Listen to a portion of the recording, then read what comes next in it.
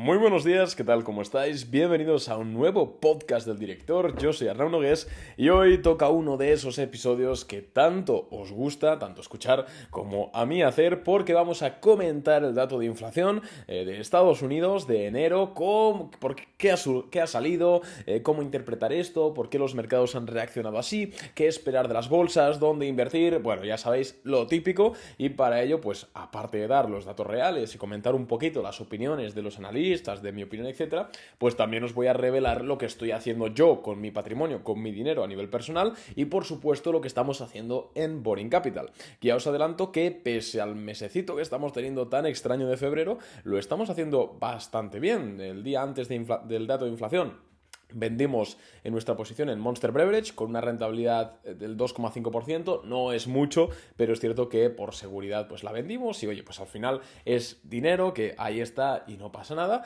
y de hecho tenemos actualmente una posición abierta en Swing que de momento va bastante bien, así que lo mismo de siempre, si te quieres hacer cliente en boringcapital.net puedes tener toda la información y hacerte cliente ahí y si quieres consultar nuestras rentabilidades, porque de hecho es lo primero que deberías hacer, en la página web de boringcapital.net puedes, si bajas hasta abajo, puedes encontrar ahí como en el footer, en el pie de página, un enlace que pone rentabilidades y operaciones o algo así, le das ahí y puedes ver todo. De todas formas te voy a dejar el enlace directamente para que vayas a nuestras rentabilidades pasadas en la cajita de más información del podcast. Si tienes más de 2.000, 3.000 euros dólares para invertir, este es tu servicio.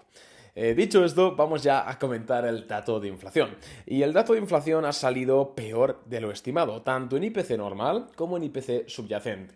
Pequeño recordatorio para quien no sepa lo que es el IPC subyacente o el Core PCI.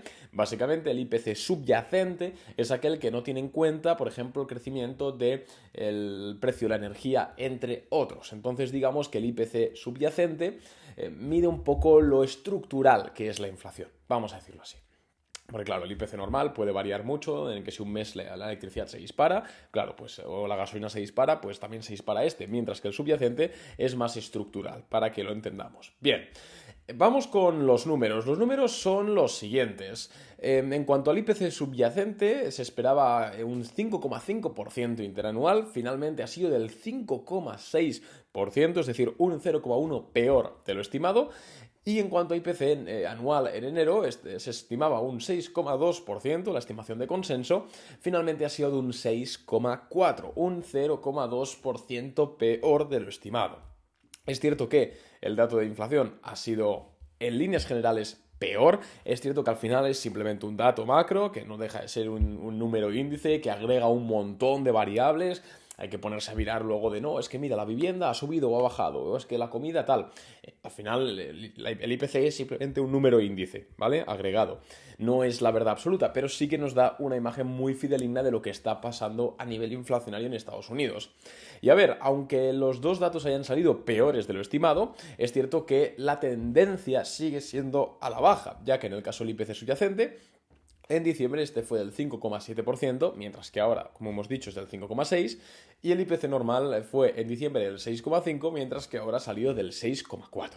Entonces, el big picture, el resumen del dato de inflación que tuvimos ayer, básicamente es que la inflación sigue con su tendencia a la baja, pero desacelera su caída. Y esto es algo que llevamos comentando la posibilidad bastante tiempo, al menos en Boring Capital. Creo que en el podcast lo he dicho alguna vez, porque hablo muchísimo y es imposible acordarse de todo lo que digo, pero es algo lógico, es que es mucho más sencillo pasar de una inflación del 9% a una del 7% que una inflación del 6% a una del 5%. Es mucho más simple.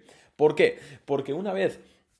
Yo creo que este ejemplo ya lo he puesto, pero por ejemplo, imaginaros una frutería de inflación, tal. ¿Qué hace la frutería? Pues subir el precio de sus productos. Entonces, luego de esto, imaginaos que pues, los bancos centrales suben los tipos de interés, bla, bla, bla, pero la frutería, ostras, ya ha pasado el melón de valer 8 euros a valer 10 euros. Es muy difícil que el frutero ahora diga, no, vale, voy a bajar el precio.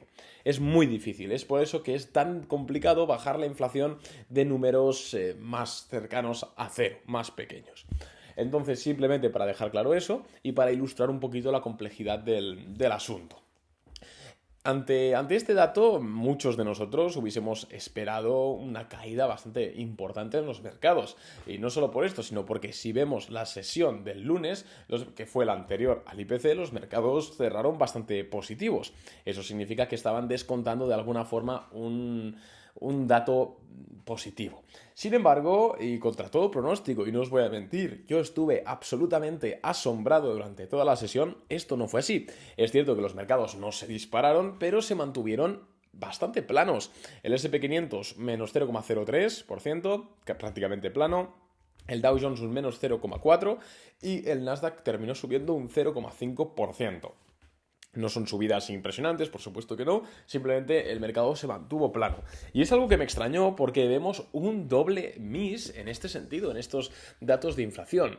Y sobre todo también porque nada más abrir el mercado salió a hablar un miembro del FOMC, de la Fed, creo que fue William, ahora mismo no estoy seguro, que dijo en primer lugar que la subida de los tipos de interés en marzo va a ser de 25 puntos básicos, es decir, descartando todo tipo de dudas. Eso es cierto que ya más o menos se conocía, pero siempre es bueno tener una confirmación. Y luego también dijo que la Fed va a subir sí o sí los tipos de interés hasta el 5%. A partir de ahí decidirán según los datos que les vayan entrando. De forma de que si una vez lleguen al 5% los tipos de interés, los datos de inflación les empiezan a llegar positivos, es decir, que la inflación está cayendo como estiman, no tocarán nada. Mientras que si los datos siguen siendo negativos, seguirán con la senda de subida de tipos de interés.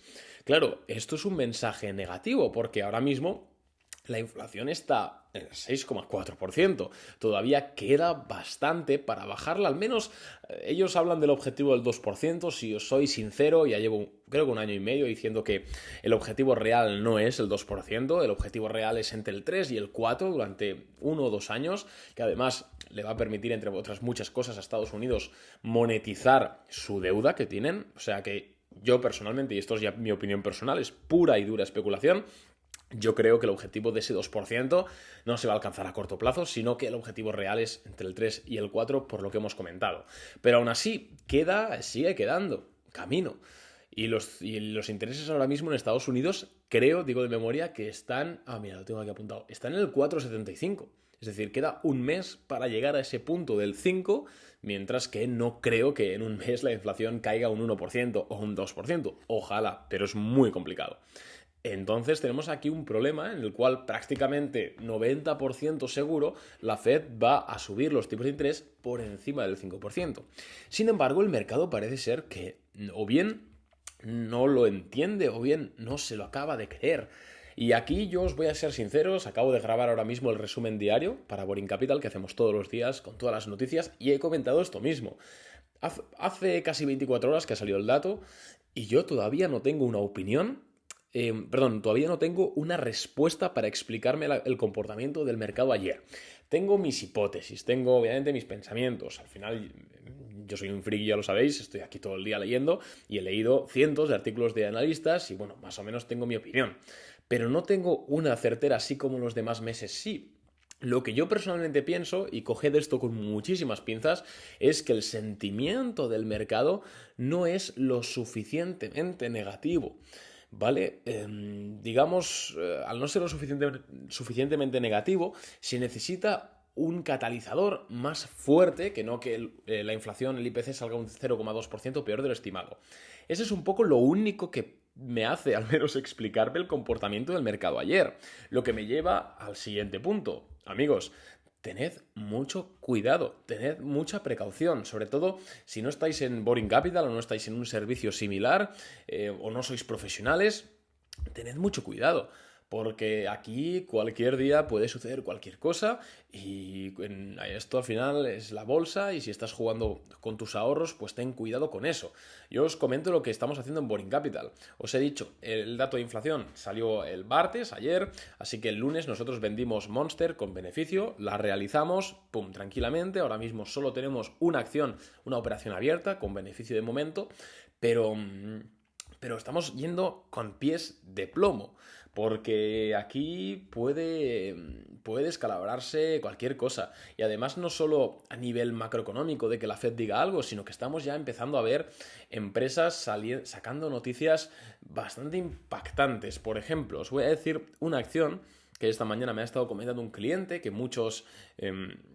no sé ahora si son youtubers o tuiteros o lo que sea, la llevan comentando mucho tiempo. ¿Cómo se llamaba? CRDO, que es Cerdo Technologies Group Holdings, que es una empresa, una holding company de conectividad, tecnología, etcétera, que llevaba una muy buena tendencia, se había revalorizado, había pasado de valer $9 a valer 19, es decir, pues una subida prácticamente del 100%, prácticamente, bueno, sí, del 100%. Sin embargo, hoy sacó una noticia ayer de que disminuía las perspectivas y está cayendo en el premercado un 41%. Un 41% en el premercado. Y aquí da igual que tengas stop loss o no tengas stop loss, porque esto es un cap, así que vas a palmar 40%. Así que de verdad, chicos, insisto, no parece publicidad, propaganda, joder, también es mi empresa y es al final lo que yo hago con mi dinero. Considerad haceros clientes de Boring Capital, porque más allá de todo el interés comercial que yo pueda tener o dejar de tener, podéis consultar las rentabilidades. Realmente somos gente que llevamos muchos años aquí y realmente operamos con la cabeza y tomando precauciones. Que por supuesto, ahora que os he dicho, no, es que hemos cerrado Monster con un 2,5% al alza de beneficio. Dirás, joder, vaya mierda. Claro, vale, pero es que nosotros no nos comemos este tipo de caídas como la de CRDO del 40%. Y insisto, y si no queréis Boring Capital, no queréis Boring Capital, ¿vale? Pero al menos aseguraros que cualquier operación que hacéis en bolsa está consensuada y tiene una simetría de riesgo a vuestro favor. Porque, insisto, las cosas están prácticamente pendiendo de un hilo dental y cualquier cosita, cualquier declaración, tanto de un miembro de la Fed como de un miembro del gobierno como de la propia empresa, puede tumbaros vuestra acción un 10, 20, 30, 40% en un solo día. Así que cuidado con eso. Yo con que tengáis cuidado me sirve y me sobra. No hace falta que os hagáis clientes de Boring Capital. Por comentar algo más, así un poquito lo que yo creo, yo insisto, sería prudente, desde luego que vamos a ser prudentes ahora mismo. Solo vamos a estar comprando acciones que con un ratio de riesgo-beneficio potencial atractivo. Esto significa que la máxima pérdida tiene que ser entre el 2 y el 3% y la ganancia potencial tiene que ser entre el 5 y el 10%. Otras cosas no vamos a entrar, al menos yo con mi dinero personal, al menos en Boring Capital. Cada uno luego hace lo que quiere, por supuesto, pero yo es un consejo que con todo mi buen corazón doy.